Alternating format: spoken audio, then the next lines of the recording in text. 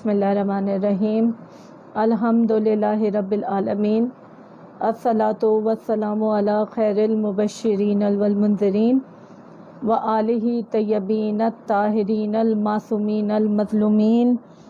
अम्मा बादु फ़क़द क़ाल अल्लाहु तआला सुब्हानहु व क़ौलुल हक़ अबुल क़ासिम मोहम्मद।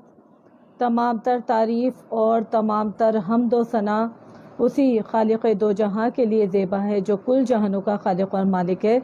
वो परवरदिगार आलम जो अव्वल है तो ऐसा कि उससे पहले कोई अव्वल नहीं, और जो आखिर है तो ऐसा कि उसके बाद कोई आखिर नहीं। वो परवरदिगार आलम जो अज़ल से है और अबद तक रहेगा। वो परवरदिगार आलम जो हम जैसे गुनाहगार लोगों को हयात और मौत जैसी नेमतों को बांटता है। वो परवरदिगार आलम जो जब चाहे हमें हयात अता फरमाता है, जब चाहे हमें मौत अता फरमाता है। वो परवरदिगार आलम जो कायनात की हर शय पर इस तरह कादिर है कि जब चाहे हमें मौत के बाद दोबारा हयात भी अता फरमा सकता है। वो परवरदिगार आलम जो इतना बड़ा रहीम, इतना बड़ा करीम, इतना बड़ा रहमान और ना जाने कितना बड़ा राज़िक़ है, जो तहतुल सिरा से लेकर अर्श तक की मखलूक़ात को रिज़्क़ फराहम फरमाता है और हमें लातादाद माओ से ज़्यादा मोहब्बत अता फरमाता है। वो परवरदिगार आलम जो इतना बड़ा अलीउल अज़ीम है कि जिसे अली भी अपना खुदा मानते हों। वो परवरदिगार आलम के जिसने हमें आदाब ज़िंदगी सिखाए। और बाद हम्दो सना हमारा तमाम तर दुरूद व सलाम मोहम्मद व आले मोहम्मद पर जो वजह तख्लीक़ कायनात हैं, ज़वात मुक़द्दसा हैं। मैं ज़ाकरा सैयदा एलिया कामरान फ्रॉम कराची हक़ ज़हरा पेज वालों की बेहद ममनून व मुतशक्किर हूँ कि उन्होंने मुझे शहादत इमाम जाफ़र सादिक़ अलैहिस्सलाम के लिए लब कुशाई करने का मौका दिया, और मैं अपने भाई की बेहद ममनून व मुतशक्किर हूँ। और मेरी दुआ है कि परवरदिगार आलम हक़ ज़हरा की इल्मी तौफ़ीक़ात में, इल्म मारिफत में इजाफ़ा फरमाए, और परवरदिगार आलम इस चैनल की इल्मी वसअत में खूब तरक्की अता फरमाए। जैसे कि मजलिस के उन्वान से आप तमाम लोगों को मालूम है कि आज शहादत इमाम जाफ़र सादिक़ अलैहिस्सलाम के हवाले से यहाँ पे एक मजलिस अज़ा का एहतमाम किया गया है। आज मैं चाहती हूँ कि इमाम जाफ़र सादिक़ अलैहिस्सलाम की सवानक़ हयात से कुछ पहलुओं को मैं अपने सामईन के सामने पेश करूँ। इमाम जाफ़र सादिक़ अलैहिस्सलाम हमारे वो इमाम के जिन्हें अपनों ने भी सादिक़ माना और परायों ने भी सादिक़ माना। गो के जनाब इमाम जाफ़र सादिक़ अलैहिस्सलाम को सादिक़ का लक़ब जनाब ख़त्मी मरतबत सल्लल्लाहु अलैहि वसल्लम ने अता फ़रमाया, लेकिन सादिक़ इन्हें गैरों ने भी माना। यानी इमाम सादिक़ अलैहिस्सलाम को अपने तो सादिक़ मानते ही हैं, मगर गैर भी सादिक़ मानते हैं। अज़ीज़ान गिरामी, इमाम सादिक़ अलैहिस्सलाम जिन्हें अलूम आले मोहम्मद भी कहा जाता है, यानी जिन्होंने अलूम आले मोहम्मद अलैहिस्सलाम को कायनात में इस तरह फैलाया कि बेक वक्त इमाम सादिक़ अलैहिस्सलाम के पास 40,000 स्टूडेंट आकर मेरे मौला से इल्म सीखा करते थे।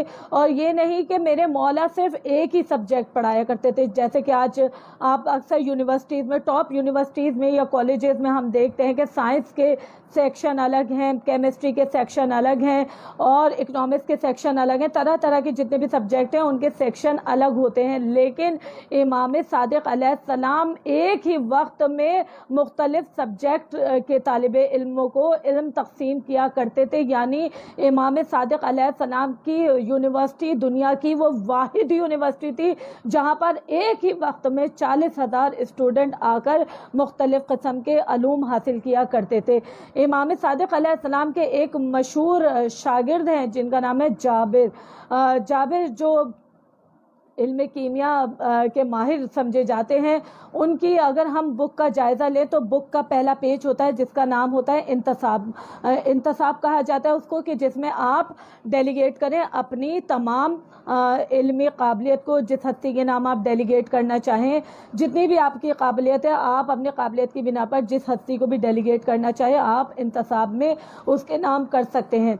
تو جابر بن حیان کی بک میں پہلا پیج اگر ہم کھولیں، اس میں انتصاب میں جابر بن حیان نے اپنی تمام علمی قابلیت کو نام کیا ہے جعفر ابن محمد علیہ السلام کے۔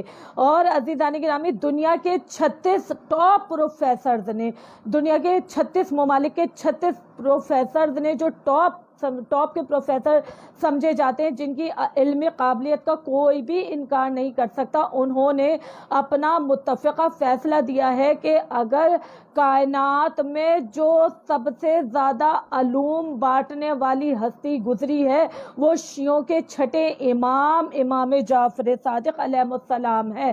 عزیزان گرامی، امام جعفر صادق علیہ السلام کا طریقہ کیا تھا؟ امام صادق علیہ السلام کے پاس جب بھی کوئی اسٹوڈنٹ آیا کرتا تھا اور جیسے ہی پہلی کھیپ امام کے پاس سے جایا کرتی تھی، تو یہ نہیں کہ امام بہت زیادہ مدت لیا کرتے تھے اور اسٹوڈنٹ کو بہت مدتوں میں پڑھایا کرتے تھے کہ جیسے آج کل ہماری یونیورسٹیز میں، کالجز میں کہ 4 سال میں اگر ہم کریں تو ہمیں اس علم کی ڈگری ملے گی۔ بالکل بھی ایسا ہرگز نہیں تھا۔ امام مختصر مدت میں علوم تقسیم کیا کرتے تھے، اور جب امام کی درس گاہ سے طالب علم باہر جاتے تھے تو امام فرماتے تھے خبردار اب گھر میں نہیں بیٹھنا، بلکہ اب دنیا میں جہاں جہاں بھی جاؤ کونے کونے میں جا کر علوم بانٹنا، علوم تقسیم کرنا۔ اب ان شاگردوں کا معمول کیا تھا کہ وہ امام کا علم جہاں جہاں بھی تقسیم کیا کرتے تھے تو لوگ بڑی توجہ سے، بڑی شوق سے ان کے علم کو سنا کرتے تھے، دیکھا کرتے تھے، اور پھر جب وہ اشتیاق کی وجہ سے ان سے پوچھا کرتے تھے کہ تمہیں یہ علم کہاں سے حاصل ہوا،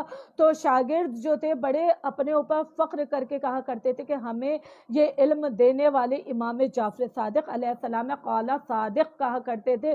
تو جب انہوں نے دنیا کے کونے کونے میں امام کو صادق منوا لیا تو یہی وجہ ہے کہ پرائے بھی امام کو صادق پکارنے لگے۔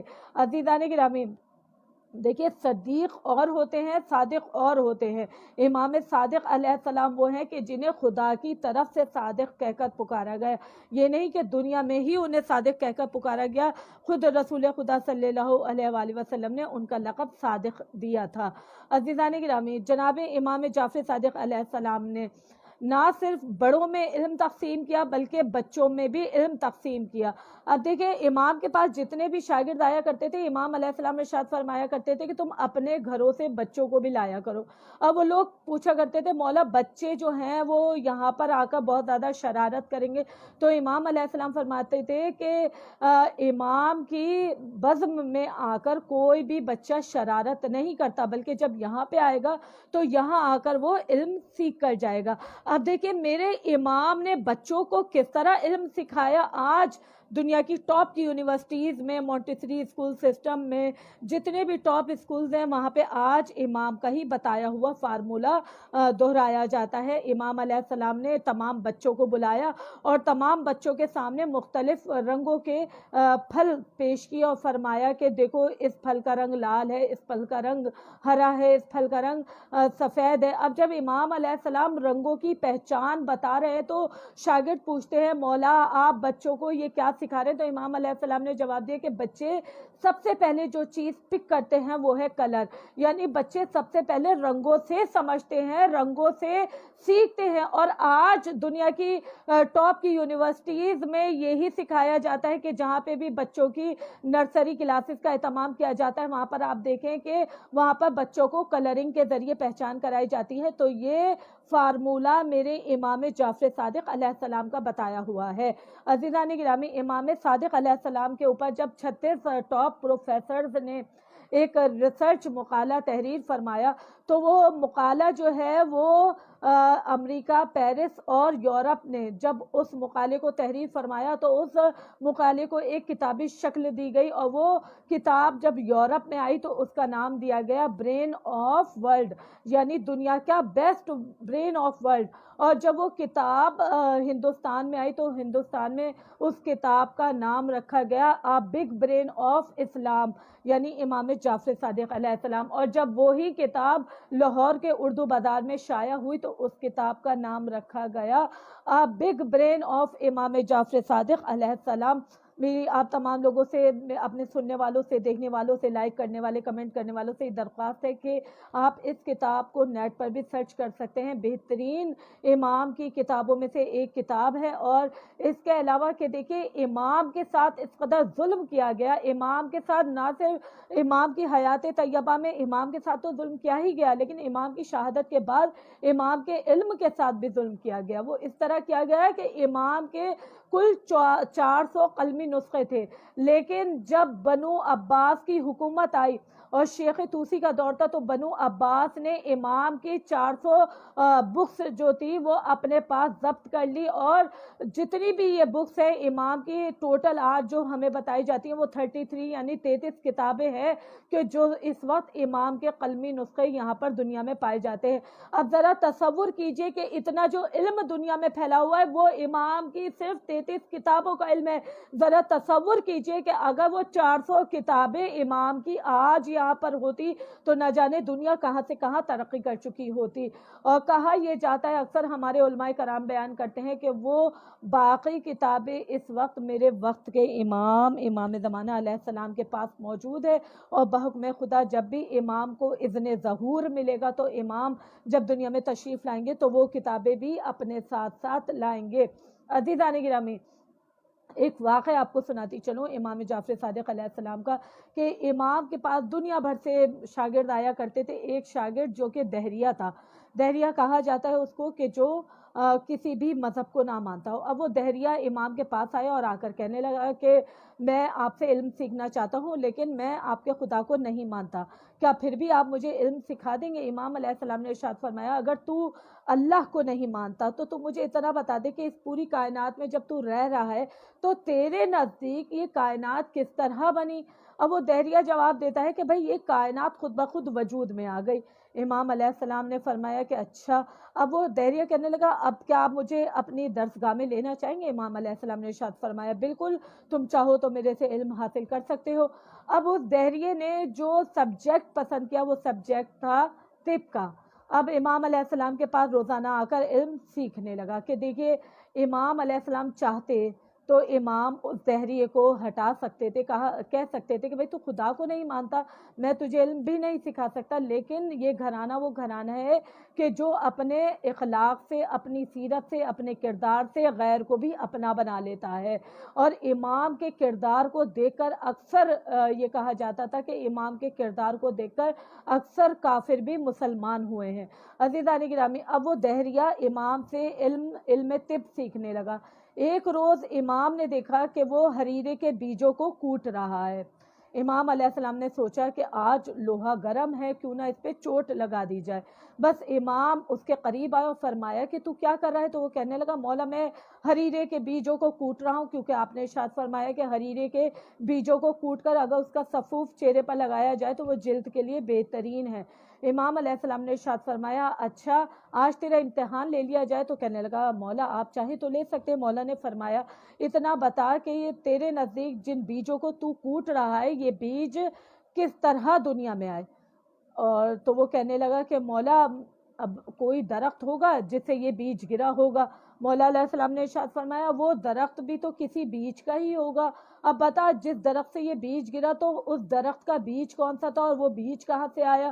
تو وہ کہنے لگا ہاتھوں کو جوڑ کر، مولا جتنے دن ہوئے ہیں آپ کی درسگاہ میں آتے ہوئے تو میں اپنے علم کے مطابق اس نتیجے پر پہنچا ہوں کہ زمین کے اندر کچھ ایسے پوشیدہ مادہ ہوتے ہیں جو بظاہر کسی کو نظر نہیں آتے، ایک مخصوص وقت میں جب وہ تمام پوشیدہ مادہ جمع ہو جاتے ہیں زمین کے اندر تو وہ ایک بیج کو زمین پر خود بخود اگل دیتے ہیں۔ بس اسی طرح یہ بیج دنیا میں آیا ہوگا۔ مولا علیہ السلام نے مسکرا کر ارشاد فرمایا، افسوس کی بات ہے جب تو زمین کے اندر نظر نہ آنے والے ان پوشیدہ مادوں کے بارے میں جانتا اور انہیں مانتا بھی ہے تو اس خدا کو کیوں نہیں مانتا کہ جو نظر نہیں آتا لیکن جس نے پوری کائنات خلق فرمائی؟ کیا تو سمجھتا ہے کہ یہ جو آسمان پر چاند، سورج اور ستارے ہیں یہ خود بخود دنیا میں آ گئے؟ نہیں، ان کو خلق کرنے والا پروردگار عالم ہے۔ وہ کہنے لگا، مولا آج تک آپ نے مجھے خدا بتایا تھا، واللہ آج کے بعد آپ نے مجھے خدا دکھا بھی دیا ہے۔ تو میرے مولا امام جعفر صادق علیہ السلام نے اس طرح ایک دہریے کو مسلمان کیا اور مسلمان کے ساتھ با ایمان بنایا۔ عزیزان گرامی، اکثر ہم سمجھتے ہیں، کیونکہ دیکھیے جتنے بھی ہمارے یہاں یہ حدیثیں رائج ہیں، ہم اکثر امام جعفر صادق علیہ السلام کی ہی روایت بیان فرماتے ہیں، تو کیا امام کا دور اور اماموں کے دور سے زیادہ آسان تھا؟ ہرگز نہیں۔ دیکھیے اصول دین بے شک امام علیہ السلام نے تحریر فرمائے، فروغ دین امام علیہ السلام نے ترتیب فرمائے، فقہ جعفریہ کو ایک نئی شکل امام علیہ السلام نے عطا فرمائے، لیکن اس کا یہ مطلب ہرگز نہیں ہے کہ امام کا دور اور اماموں کے دور کی بنسبت زیادہ آسان تھا، ہرگز نہیں۔ دیکھیے امام کا دور بھی بہت مشکل دور تھا۔ امام علیہ السلام نے جب بھی علم پھیلایا تو نہایت پہرے میں اور سختی کے حالت میں، امام کے اوپر پہرا بھی تھا، سختی بھی تھی، لیکن امام علیہ السلام نے علوم کے بے شمار دریا بہائے ہیں۔ عزیزان گرامی، ایک شخص تھا اہل سنت عقیدے کا تھا، اس نے غصے کی حالت میں اپنی بیوی کو 3 بار کہہ دیا طلاق طلاق طلاق، میں نے تجھے طلاق دے دی۔ اب جب وہ اپنی بیوی کو 3 بار طلاق دے چکا، اگلا دن آیا تو دل میں بہت پشیمان ہوا، ظاہراً اپنی بیوی سے بہت محبت کرتا تھا، تو اس نے وہاں کے قریبی علماء کرام سے رجوع کیا۔ علماء کرام نے جواب دیا کہ بھائی تو نے 3 مرتبہ طلاق طلاق کہہ دیا، تیری طلاق ہو گئی۔ اب بڑا دل میں نادم ہوا، سوچتا تھا کہ کس طرح کوئی ایسا حل نکل آئے کہ میں اپنی بیوی کو اپنے گھر واپس لے آؤں۔ جب شہر سے باہر نکلنے لگا اسی فکر میں، تو کسی نے اسے بولا کہ مدینے چلا جا، وہاں پہ امام جعفر صادق علیہ السلام تیرے مسئلے کا حل بتا دیں گے۔ اب وہ امام صادق علیہ السلام سے ملنے کے لیے مدینہ شہر پہنچا۔ جب مدینے میں آیا تو اس نے ایک شخص کو پکڑ کر پوچھا کہ بھائی محلہ بنی ہاشم کہاں ہے؟ اس شخص نے اس شخص کو اپنے قریب لا کر، ایک کونے میں قریب لا کر کہا کہ آج تو تم نے میرے سامنے امام کا نام لے لیا، لیکن آج کے بعد نہ لینا، اس لیے کہ جو بھی امام سے ملنے آتا ہے حکومت وقت اسے قتل کرا دیتی ہے، اور وہ نہیں چاہتے کہ امام سے کوئی ملے، امام کے علم سے دنیا مستفید ہو سکے، حکومت ہرگز یہ نہیں چاہتی۔ اب وہ بڑا پریشان ہوا، 3 روز تک کوشش کرتا رہا کہ کسی طرح محلہ بنی ہاشم میں پہنچ جائے، لیکن وہاں پہلی ہی چیک پوسٹ پر اتنے فوجی ہوتے تھے کہ وہ ڈر کے مارے واپس آ جایا کرتا تھا۔ اب 3 روز گزر گئے تو وہ ایک کونے میں دل میں افسردہ ایک حالت، ایک کونے میں بیٹھ گیا۔ اب دل میں کہتا تھا مولا، اب یہاں سے نہیں بولا، یہاں سے بولا، کہنے لگا مولا 3 روز ہو گئے، میں آپ سے ملنے کے لیے آیا تھا، لیکن آپ سے ملاقات کا کوئی سامان پیدا نہ ہو سکا، مولا کوئی تو ایسی سبیل پیدا ہو جائے کہ میں آپ سے مل سکوں۔ ابھی وہ دل میں سوچ ہی رہا تھا کہ دیکھیے یہ کہا بھی جاتا ہے، اکثر ہم سے بھی لوگ کہتے ہیں کہ ہماری دعائیں قبول کیوں نہیں ہوتی، تو دیکھیے ہم دعا تو مانگتے ہیں، ہم زبان سے دعا مانگ دیتے ہیں، لیکن ہم رجوع قلب کے ساتھ دعا نہیں مانگتے۔ رجوع قلب کی حالت یعنی دل کی کیفیت جب ایسی ہو کہ دل پر چوٹ پڑ رہی ہو، آنکھوں سے خود بخود آنسو جاری ہو جائے، اسے کہا جاتا ہے رجوع قلب۔ تو جب تک ہم رجوع قلب کے ساتھ پروردگار عالم سے دعا نہ مانگے، ہماری دعا بھی قبول نہیں ہوگی۔ عزیزان گرامی، اب جو اس بار اس نے دعا مانگی تو رجوع قلب کے ساتھ مانگی۔ اب جیسے ہی اس نے دعا مانگی، کانوں میں اس کے آواز آئی کہ سبزی لے لو۔ جیسے ہی اس کے کان میں آواز آئی سبزی لے لو، تو وہ سبزی فروش کے پاس گئے اور کہنے لگا کہ تم روزانہ کیا کام کرتے ہو؟ وہ کہنے لگا کہ میں روزانہ یہ سبزی فروخت کرتا ہوں۔ اس شخص نے کہا کیا کبھی محلہ بنی ہاشم میں گئے ہو؟ وہ کہنے لگا ہاں روزانہ جاتا ہوں۔ تو وہ کہنے لگا کہ کیا ایسا ہو سکتا ہے کہ تم اپنی سبزی مجھے دے دو، میں تم سے یہ پوری سبزی خرید لیتا ہوں اور سبزی فروش بن کر محلہ بنی ہاشم میں چلا جاتا ہوں، شاید اس طرح امام سے ملاقات ہو جائے۔ اب اس نے اس سبزی فروش سے سبزی کا پورا ٹوکرا خرید لیا اور محلہ بنی ہاشم کی طرف آواز لگاتا ہوا آیا سبزی لے لو، سبزی لے لو۔ جیسے ہی محلہ بنی ہاشم میں انٹر ہونے لگا، پہلی فوجی چیک پوسٹ آئی، اس نے روکا اور کہا کہ سیدھے جانا اور سیدھے واپس آنا، خبردار امام کے گھر پر نہ جانا۔ اب جیسے ہی وہ امام کے دروازے کے قریب سے گزرنے لگا تو پھر اسی کیفیت کے ساتھ دل میں کہنے لگا مولا یہاں تک میں آ گیا، اب اندر بلانا آپ کا کام ہے۔ ابھی دل میں سوچا ہی تھا کہ کان میں اس کے آواز آئی کہ امام صادق علیہ السلام آج سبزی دیکھ کر خریدیں گے۔ اب جیسے ہی اس کے کان میں آواز آئی تو فوجیوں کے بھی کان کھڑے ہو گئے، وہ کہنے لگے کہ امام سے کسی کو ملنے کی اجازت نہیں ہے، لیکن اگر تو سبزی فروخت کرنے آئے اور امام تجھ سے سبزی لینا چاہتے ہیں تو ہم بھی تیرے ساتھ چلتے ہیں۔ بس دونوں فوجی اس سبزی فروش کے ساتھ امام کے حجرے میں داخل ہوئے۔ اب ادھر امام کے حجرے کا پردہ ہٹا، ایک نورانی ہستی یعنی جس کی صورت بھی محمد جیسی، جس کی سیرت علی جیسی، جو رفتار اور گفتار میں حسن اور حسین جیسے، اب جب وہ امام تشریف لائے ہیں تو سبزی فروش نے پھر دل میں سوچا مولا آس پاس تو فوجی ہیں، مولا اب آپ ہی میری مشکل کو دور کر دیجئے، آپ مشکل کشا کے بیٹے ہیں۔ امام صادق علیہ السلام نے مسکرا کر ارشاد فرمایا اے سبزی فروش، تو اپنی بیوی کو جلد سے جلد گھر لے کر آ جا، اس لیے کہ تیری بیوی ابھی تک تیرے لیے حلال ہے۔ 3 مرتبہ طلاق طلاق طلاق کہنے سے طلاق ہرگز واقعہ نہیں ہوتی۔ تو یہ ہے امام علیہ السلام کی علمی قابلیت کے وہ چند پہلو جو مجھ جیسی کم علم ذاکر کے سامنے گزرے، اور میرے چھٹے امام امام جعفر صادق علیہ السلام نے جہاں دنیا میں بے شمار علوم کے دریا بہائے، وہیں امام نے ہمیں رونے کا طریقہ بھی بتایا۔ کہا جاتا ہے ابو بصیر امام کے صحابی ہیں اور مصائب امام حسین علیہ السلام ہو رہے ہیں، ابو بصیر چہرے پر رومال رکھ کر گریہ فرما رہے ہیں کہ امام صادق علیہ السلام ان کے قریب آ کر فرماتے ہیں اے ابو بصیر کیا تو میری ماں سے شرمندہ ہے؟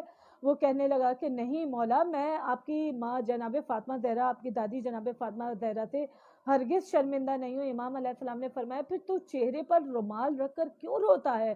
میرے دادا حسین کو اس طرح رویا کر کہ جیسے کوئی بوڑھی ماں اپنے جوان بیٹے کے لاشے پر روتی ہے۔ عزیزان گرامی، مدینے کے لوگ کہا کرتے تھے کہ جب بھی محرم کا چاند طلوع ہوا کرتا تھا تو ہم کبھی بھی آسمان پر چاند نہیں دیکھا کرتے تھے، بلکہ ہمیں امام صادق علیہ السلام کے گھر سے رونے کی آوازیں اس قدر بلند ہو کر آیا کرتی تھی کہ ہمیں معلوم ہو جاتا تھا کہ آج محرم کا چاند ہو گیا ہے۔ میرے امام صادق علیہ السلام جب تک زندہ رہے کربلا والوں کو یاد کر کے روتے رہے۔ 15 شوال ملعون منصور دوانقی نے میرے امام علیہ السلام کو زہر دیا، اور جب میرے امام کو زہر ملا ہے میرے امام تڑپنے لگے، گھر تشریف لائے۔ میرے امام کا گھر تشریف لانا تھا کہ ملعونوں نے تاریخ اسلام کی تیسری آگ لگائی۔ پہلی آگ در زہرا پر لگائی گئی، دوسری بار آگ شام غریبہ میں لگائی گئی، تیسری بار آگ امام جعفر صادق علیہ السلام کے گھر پر اس وقت لگائی گئی جب میرے امام زہر کی شدت سے تڑپ رہے تھے۔ ادھر امام کے حجرے میں آگ لگی ہے، امام کی 3 بیٹیاں کبھی ادھر بھاگ رہی ہیں کبھی ادھر بھاگ رہی ہیں۔ ایک بہن آتی ہے امام موسیٰ کاظم علیہ السلام کے پاس آ کر کہتی ہے بھیا اس آگ کو بجھا لیجئے۔ امام موسیٰ کاظم علیہ السلام نے اپنے امامے کو اتارا اور آگ کو بجھانے لگے، اتنے میں امامے کو آگ لگ گئی۔ بہن تڑپ کر رونے لگی، کہنے لگی بھیا آپ کے امامے کو آگ لگ گئی ہے۔ میرا 7واں امام تڑپ کر کہتا ہے اے بہن آپ سے میرے امامے میں آگ نہیں دیکھی گئی؟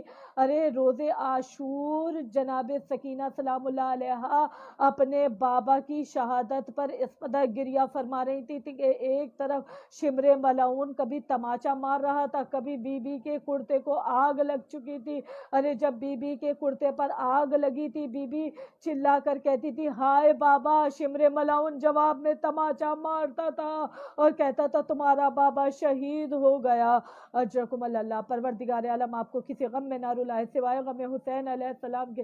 امام کی شہادت ہوئی، میرے 7ویں امام نے امام کو غسل و کفن کیا، اور میرے امام کا جنازہ تاریخ اسلام کا وہ واحد جنازہ کہ جس میں 13 لاکھ مسلمانوں نے حصہ لیا، اور اس جنازے کی رونق یہ تھی کہ 20,000 غیر مسلم اس جنازے کی رونق کو دیکھ کر مسلمان ہوئے۔